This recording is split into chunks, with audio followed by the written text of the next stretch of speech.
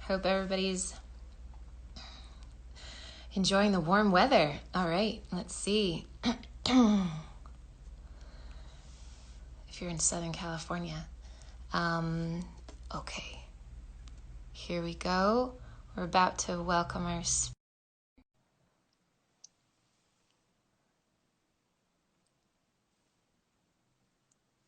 Okay. Woohoo! Woo! It worked. Good to see you, Angie. Good to see you too, Stephanie. This is it is hot. It is so hot right now. No, it's glorious. I'm enjoying it though. Good. Yeah. Gives an excuse to go outside, get some rays. Nice. Okay. How are you doing? So I think we should start because we've got, things to do, I'm sure, after this. For sure.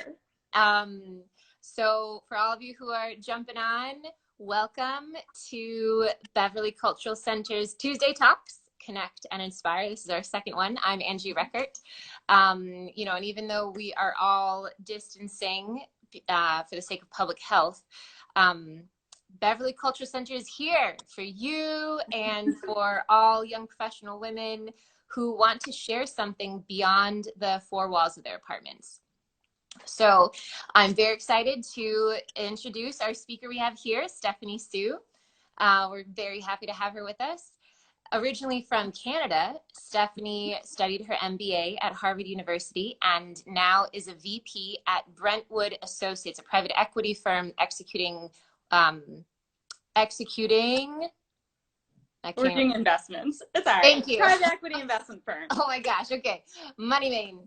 And on top of that, she is also on the board of the LA chapter of Young Catholic Professionals, YCP. Shout out to them. You guys do great work. So as you can imagine, Stephanie has, it's a whole hamster wheel of work, events, travel, etc. It's a go, go, go. So what a change, right? When the stay-at-home mandate went into effect. And that's actually where the idea for this episode of Tuesday Talks started to take shape, because Stephanie all of a sudden had time on her hands, a time to think about what to do with her time. So, Stephanie, I think that's something we can relate to right now. A lot of us are suddenly staring in the face of unlooked for time, and this hopefully is a once in a lifetime opportunity. So how do we take advantage? Like, what did you do? Yeah, and that's a great question. So first of all, thank you for having me here. I'm so excited. I wish we could be together in person, but this feels like we're close enough. I feel like I'm in your room. You're definitely in my bedroom now. This is feeling fabulous. So I'm really glad to be here. So thanks for inviting me. So first off, I just like to provide some context, because this talk is about building habits, and habits are personal and they also have to be practical. So just to provide context, like my habits may not be right for everybody else. So in terms of answering the I do on my work and my life, I work at a private equity investment firm. So we're looking at managing investments, making new investments. This is a job that is very easily transferable to a work from home situation. So the difference between pre-lockdown and post-lockdown really wasn't that different. It literally was like, you take your computer, you bring it to your home, and the only time I saved was commuting and all the prep that goes around commuting. So packing the gym bag, packing the work bag, getting in the car, getting stuck in traffic, as we all know in LA, driving here, driving there, that type of stuff. So on the weekdays, I can't say, it wasn't like there were also this huge windfall, like several hours that came down, into my lap, but there's a little bit of valuable chunks of time here and there that end up being saved. And so in the context of, okay, work is still actually really busy, and I'm very thankful to still be employed, but work is still very busy. Actually, it's gotten even busier post-COVID. But here are the little pieces and blocks of time that have come up since then. What are things I can do? And I'll give a couple examples, and I'm sure we'll dive into way more when we get through to the other questions here. But at the back of my mind, I always knew there were a few things that I had always been putting off. because pre-lockdown, I was like, I am too busy to do this, too busy to do that, and all that sort of stuff.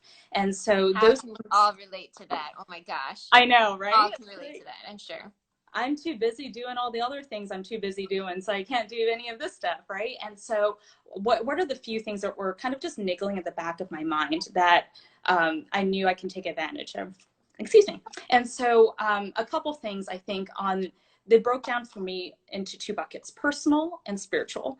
I would say on the personal side, I had kind of the annoying chores I didn't want to do. I didn't want to clean my apartment. I never like, doing laundry, all that sort of stuff.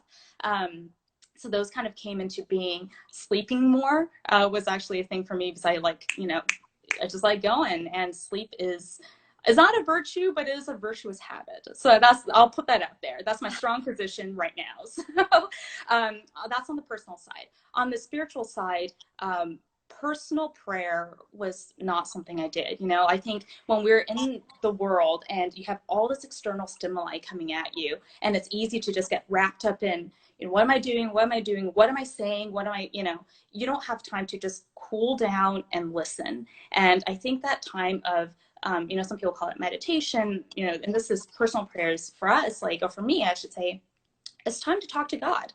Have that time to sit still and listen. And now we have more time than ever to develop that interior life. Sit still and listen because nobody else is around you.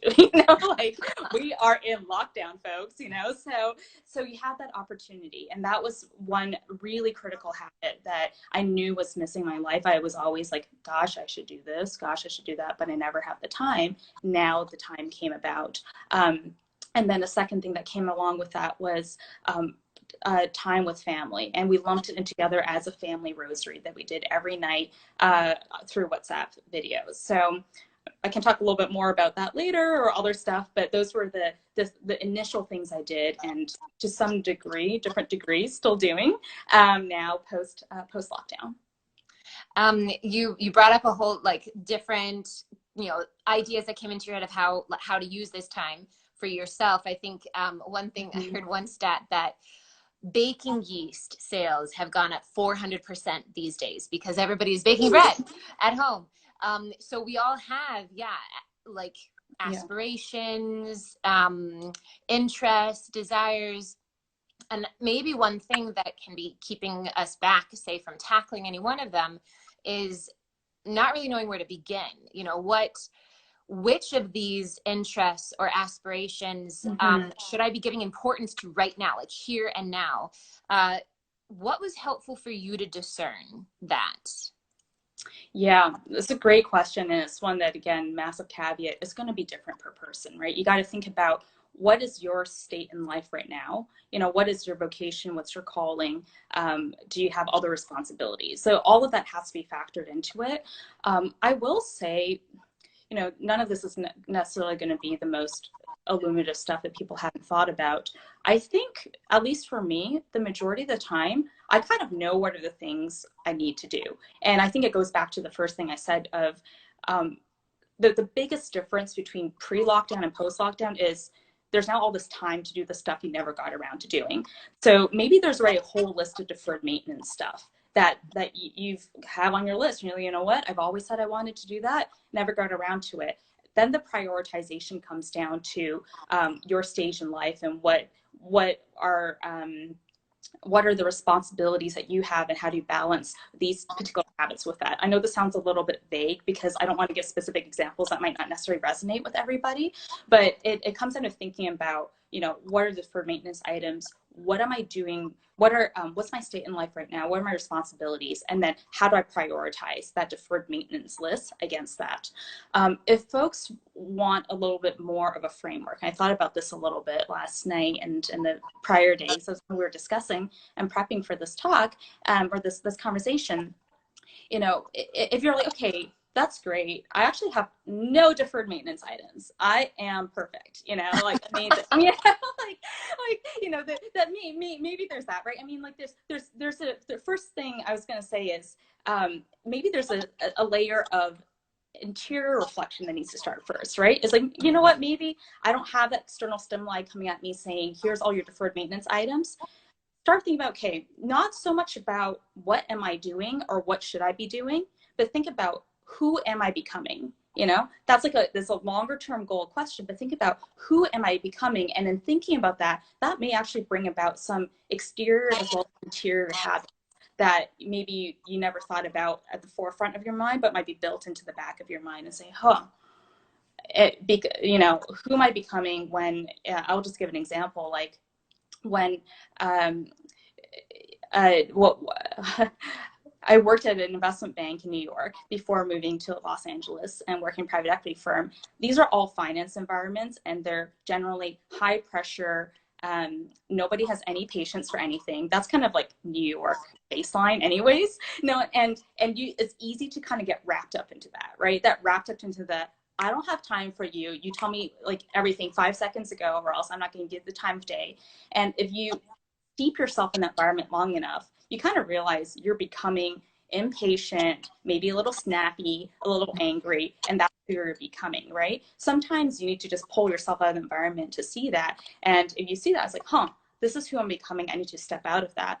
And one example I'll give here is it actually happened when I was in LA, when I was kind of stuck in this very crazy, stressful environment. And I was talking to my mom one day on the phone after like weeks of burning the midnight oil at work and just like feeling totally burnt out. And I was complaining about this and that and all this sort of stuff, and how I was working so hard, and there was no one ever shows any, you know, no says thank you about this and that. Like, it's just like all stuff that like I legitimately felt in my heart at the time was very reasonable. And I'm sleeping at 4 a.m. every night. I'm exhausted and blah, blah, blah. And after the call, like, you know, after I said my piece, my mom says, you are really whiny and you lack an attitude of gratitude. Like, literally was like there, you know? And it was kind of one of those things where I'm like, huh, you're right. And that gets to my second point. Sorry, long ramble.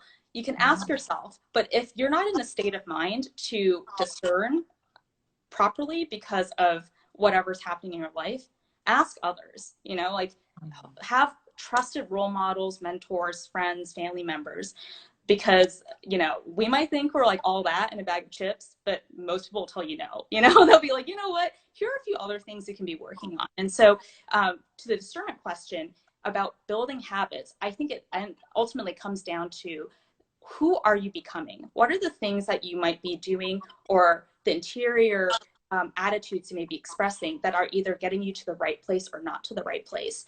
And you can discern either by reflecting upon yourself, or if you're not in the right, you know, if you want to cross-check what you're discerning, ask other people, and then don't forget to ask God. You know, you can always pray about it too.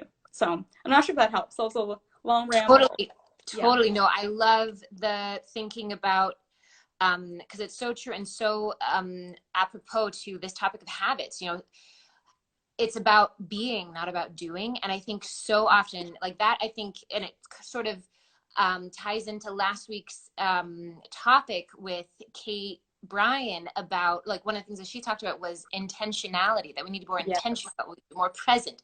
When I think a lot of it is just being present, you know, that, and thinking about ourselves, that is so, thinking about ourselves not by just what we do, but really thinking about ourselves as who we are. I think that even just that is an excellent grounding activity, exercise. Here, we got to talk about doing again.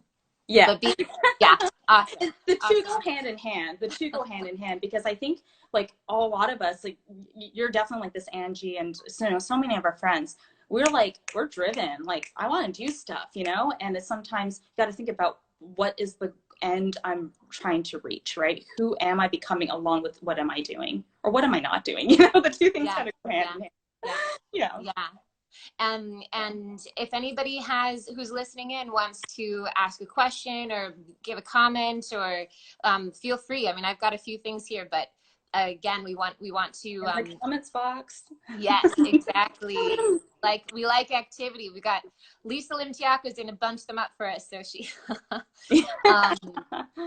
so okay, talking about the end goal, and you brought up one of these concepts a little bit earlier.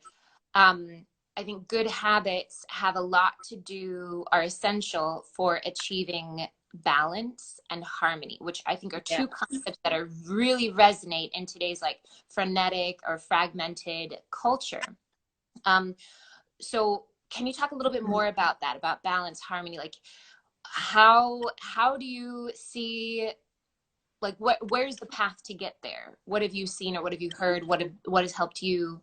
I'm not saying Yeah. you are a balance guru, don't worry, but I think like this is something that we each have experience of and can share. Right. Yeah. It's a good question. There's like a couple pieces in here. I think one is, I think all habits should lead towards a balanced and harmonious life, right? And so like the saying, you know a tree by its fruit. If your habit as I'm going to use an extreme example just to make the point super obvious. Like um, if say I wanted to get more fit, like, you know, my goal is to be healthier and exercise and whatever. And then I'm like, you know what I'm going to do? I'm going to run 23 miles a day. And then I'm also going to pound, you know, like get on the bike and like bike down this and then also swim that and lift all these weights, whatever. It's like, no, that's not in conformity with what your goal and your state in life is right now. This is a really Captain Obvious example, but it comes down to, um, you know, back to who you are, what are you looking to become, and what are the habits that can help you get there in a non-extreme way. I think there's a question also built in there about how do you actually unlock getting towards that goal in a way, not just the end being balanced and harmonious itself, but also the process being balanced and harmonious itself, right? And I think this is, this is probably in every single self-help book about building habits and what your mom always taught you. Do it step by step, right? Like if you want to build a habit, do it step by step. Don't go extreme. Don't try to bite off a whole chunk at once. Just start little by little. And I'll give a couple examples here. So I really do like exercising now, but there was a period of time when I hated it. I like could not I hated working out. You cannot get me to do it. And I think it's probably because I'm a bit of a type A person and I hated the feeling of going to the gym and seeing everyone else like pounding the treadmill and just like crushing it. And I'm like, this is gonna be like a 5-minute exercise for me and it's not gonna go well, you know, like it's that feeling of, oh, I'm gonna fail, right? That's like that's not the that was the reason why. That was like the reason why I didn't like working out and I never quite got there. I'll give a shout out to my sister if she's around. Clarice. Shout out to my sister if she's around, but she really introduced me to a set of workouts like that are called high intensity interval training workouts. And those of you, if anyone's familiar with them, is basically you're doing little circuits for a short period of time and then taking a break and then doing another thing for a short period of time, then taking a break. And it's all up to your speed, you know, your intensity level. No one, like, you can do it in your room, which is great now under lockdown. You don't have any other external pressure. And it was all about starting little bits at a time. Like I remember my sister, when she taught me this, she was like, hey, I found this woman on YouTube who has these like little like 15-20 minute workouts, and like we can do these little 15-20 minute workouts, and you know, you don't have to go as intense as she is, you know, and all that sort of stuff. And like it was just starting a little bit by little bit every day was like the unlock to be like, oh, I actually kind of like this, you know?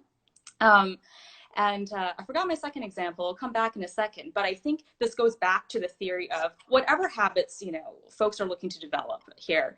How do you unlock getting to a successful development of that habit? We always have excuses, right? You can have an accountability partner. My sister is my accountability partner in that case. But at the end of the day, and this is my firm position, you are your final accountability partner. So even if you have someone else saying, hey, we got to go out and run, or hey, we got to go do this, you can always say no because you have free will, right? So at the end of the day, you are your own accountability partner. So you have to find a way to unlock how you keep yourself accountable. And I think the best way to do that is to not simply love the goal that you're trying to get to. Like, I want to be healthier, or I want to be more grateful, or I want to, you know, have this other, you know, prayer life, or whatever it is. Love the process of getting there, because we never shirk on the stuff that we love doing. And process is all about that, right? And so, and I'm not going to give a great example in the case of working out, but I do have another example that's more faith-based. And we talked about this over the weekend. One of my goals that I had set for myself was to read the Bible from start to finish. I cheated to start with the New Testament first because I kind of like that better. Then I was going to go back to the Old Testament, and I was stuck. I was like in the desert, guys. I was like stuck in Leviticus, couldn't get out of it. I'm like, this is so painful. Like, are they still talking about purple robes or something, or counting people? I like literally, it was painful for me. And if anyone knows Father Tim Grumbach at St. Augustine in Culver City, randomly, he was doing the same exercise himself. He was starting to read the Old Testament from start to finish. And because he's active on Twitter, he was kind of posting about it at the same time. And we happened to be, I think he was kind of posting his status along the way. And I happened to be roughly at the same spot he was at this one point when I checked his status. And I sent him a note, and I was like, I'm really struggling here. I'm like having a hard time getting through this. Like, how are you getting through it? Because it's just really boring.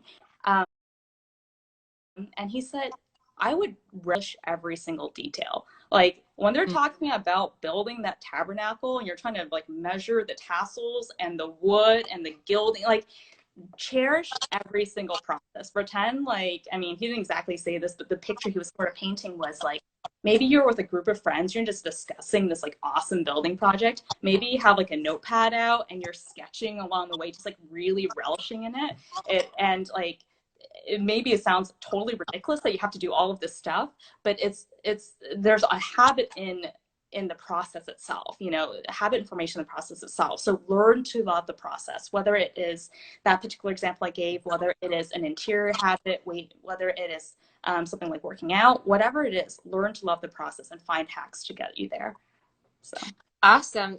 I'm really glad you brought up that example because one of the comments that was coming in was about discerning spiritual goals specifically.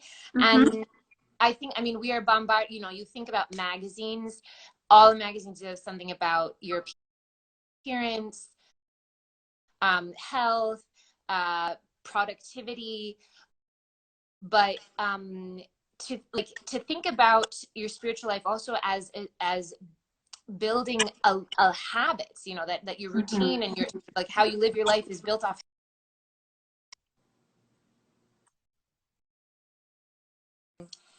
So I guess I'm wondering any tips or ideas on how to discern like spiritual habits, especially for someone who not, this is sort of a new realm or they're just getting started. Yeah. Like, where do we even start there? Yeah. Wow. Oh my goodness. That's a really good question. I hate to go back to the, what's your state in life, where you're at, because it really, how do you discern really to start with your starting point? I would say talk to other people about this. Find a trusted spiritual director or mentor to help you. If you're lost, I have a spiritual director who's at the Beverly Center, and he's awesome. And I think when I first came to him, I said, I think I'm treading water and I don't know where to go. And he said, actually, I have this in front of me right now. What types of books are you reading? I said, well, not much, because I'm too busy to read books. And he was kind of like, okay, well, you got to start somewhere. So here's a start. And he recommended Plan of Life by Father Roger Landry. And Father Luke's spiritual director said,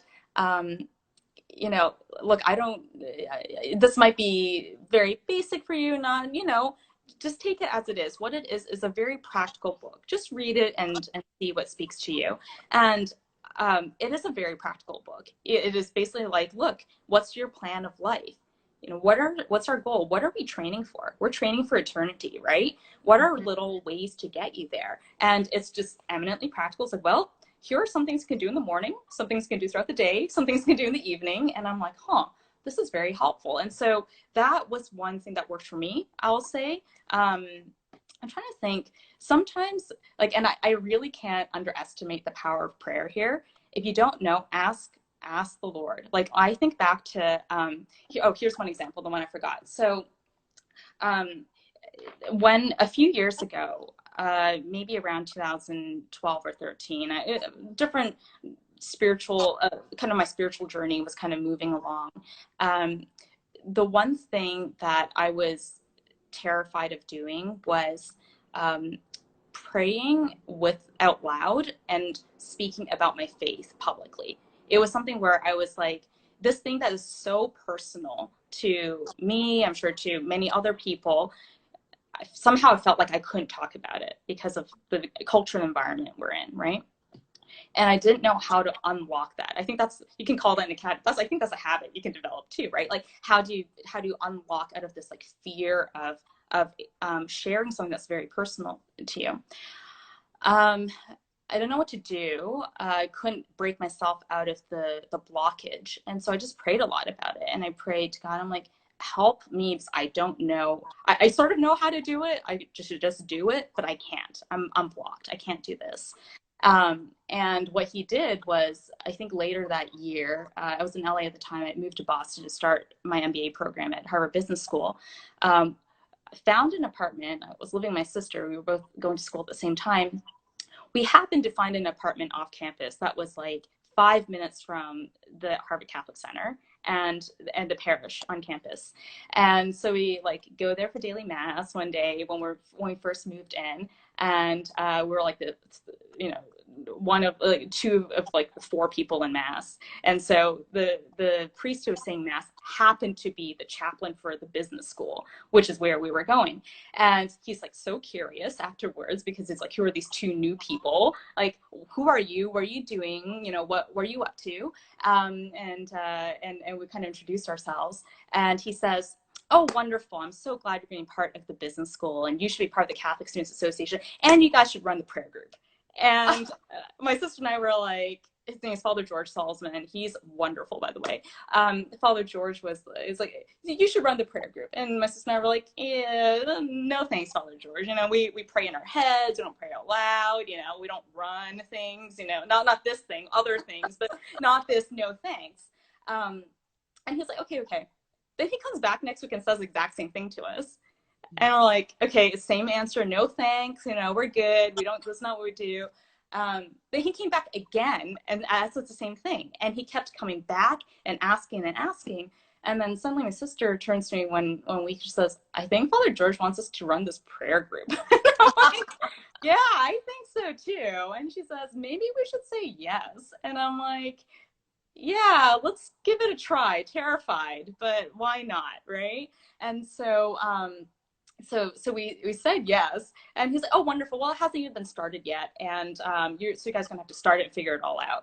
And we're like, okay. And then he was like, but here are some tips. Start small, don't go too big, just make sure you are consistent. So that's like one of the tenets of habit building: consistent, and make everything doable, right? So he was like, I love for you to have this prayer group just once a week, same time, same day, preferably the same room on campus, to make that a habit, right? And only half an hour. This doesn't have to be anything crazy. Like, everyone can carve out half an hour in the middle of the day. And you can start with a prayer, end with a prayer, do maybe a scripture reading in between. Keep it super simple, so doable, right?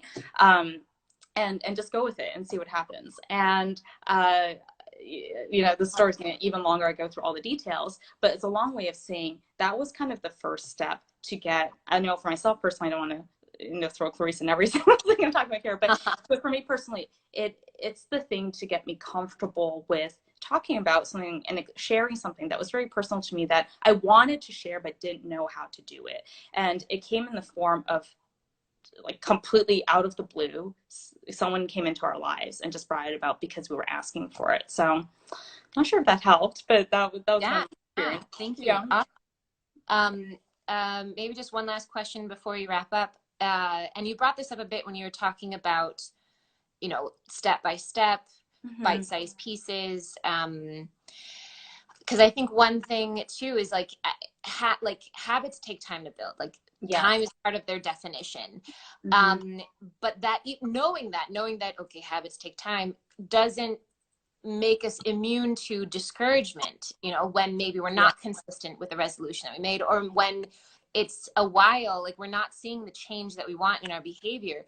So, tips about maintaining optimism through this process of building a habit? Yeah, it's I'm I've definitely fallen into the trap of getting super down on myself because I felt like I failed, right? And I think um, this is where it's helpful, not to sound too repetitive, to really integrate the process as being part of it. I think each time we're disappointed about feel like every single time I feel like I didn't reach that goal, it's because we're too focused on the goal itself and not focused on the process of getting there. And I'm like a firm believer now that like the process of getting to that goal itself can be a really valuable experience. And so each step of the way, don't get too down on yourself, right? Give yourself some latitude. You know, trust that this will turn out well if you're consistent about it, if you're dedicated and putting little bits here and there. You know, don't set too heavy burdens on yourself that can't be carried, right? Like I know that's easier said than done, but I think internally an over focus on the goal at the expense of enjoying the process on the way is usually what leads to disappointment. And I will also give like props and shout outs to having wonderful friends and family members who can be supportive along the way, right? If you've just had a really bad day, week, stretch, whatever it is, and there are things that can't be done, sometimes just having someone to say a kind word is helpful, right? And so make sure you're surrounding yourself with the right people and the right environment to do that. And remember, at the end of the day, these are all meant to be practical. Like we don't necessarily know the plan of our lives, right? Like it may take different turns along the way. So if something you set yourself as a goal to develop or do might have to take a backseat because your life suddenly changes, like we've all had experienced radical change in the past several weeks. Don't hold yourself to something that's become impractical, I think. Great. Awesome. Thank you so much, Stephanie. Just to give a recap of some of the things that I think gold nuggets that you shared with us were really to ask ourselves, like, and now especially when, you know, we are sort of more in a space of reflection or introspection because we don't have so much bombarding us outside, is who am I becoming? To really to ask ourselves that and see that Yeah. as a way to sort of orient ourselves in terms of where we want to go. And I really love too what you said about that. And ultimately, we're training for eternity, and Yeah. that's true of any spiritual habits, but also of many other habits in terms of our attitude, in terms of how we deal with people, in terms of how we work. Um, and then what you're saying more practically in terms of loving the process and loving ourselves in the midst Yeah. of that process, I think are all really, really helpful takeaways for me and for everyone who's listening today. I'm So glad. thank you so, so much. This was great. And for all of you out there, tune in next week. We're going to pivot a little bit. We thought as another way to connect and inspire, we wanted to throw in a few topics now and again on beauty. So our speaker next week will be Joy Ramea, and she's going to speak about beauty and art in everyday life. You know, now that, you know, museums are closed, I love it. maybe not. So we'll have that conversation next week, 5:30. All right, All so thank right. you so much. Fun. Thanks, Angie. This Thanks, was everyone. awesome. Okay. Take care. Bye. Bye bye.